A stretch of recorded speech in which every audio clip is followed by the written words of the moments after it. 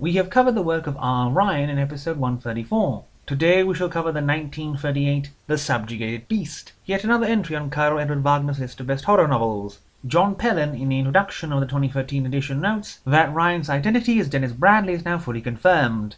The novel begins with a summary of the history of the Rock and Dutton families, such as Squire Prosper Dutton murdering his wife due to the vile suggestion being sowed in his mind by her own mother, Roderick Rock and his infamous association with Sawney Bean and share of his rather unorthodox diet, or Hector Temple Rock, who bled his wife and fed her on raw meat to turn her into a murderous maniac. We then meet Curl Rock, living in semi-poverty with a mother, the widow of another Rock. They are left alone by her father's family due to their hatred of Curl's mother, her grandfather even willing her inheritance to Curl only after her mother's death. But there is another condition, that Curl must go live with her accidentally castrated Uncle Paul. Curl had never seen him and her mother has nothing good to say about him at all. Then out of nowhere he comes for a visit, and just as he is leaving he stares down Curl's mother, and the same day she becomes deathly ill and dies in a week. As she is grieving, Curl is visited by Aunt Beatrice, Paul's wife and the woman who caused the accident which resulted in Paul's neutering on their wedding day. Beatrice comes to beg Curl to come live with them, it being apparent her life is one of terrible fear, isolation and something much worse, all on account of Uncle Paul.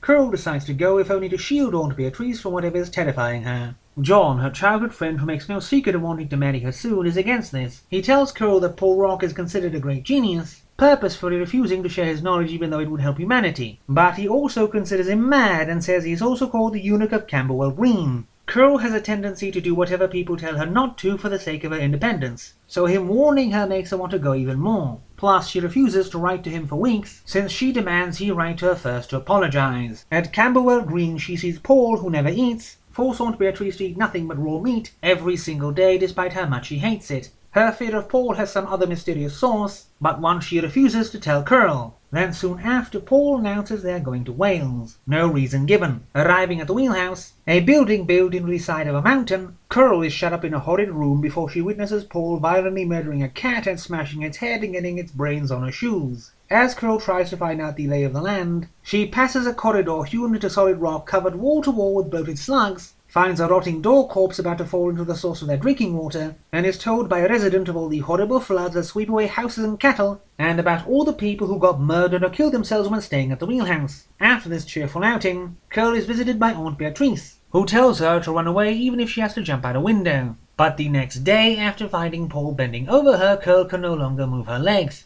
Paul pretends to examine her, but then starts lecturing the two women about his desire to raise hidden subconscious personalities from one's mind, specifically from the mind of Beatrice, the personality in question being that of Hector Rock's insane maniacal wife, with Paul following his bleeding and raw meat procedure on Beatrice to weaken her and let it take over, Beatrice changing day by day, knowing she is to be robbed of her body forever by a homicidal maniac, with Curl being her designated victim. The novel is very heartily recommended. The one or two minor issues do nothing to mar the overall experience.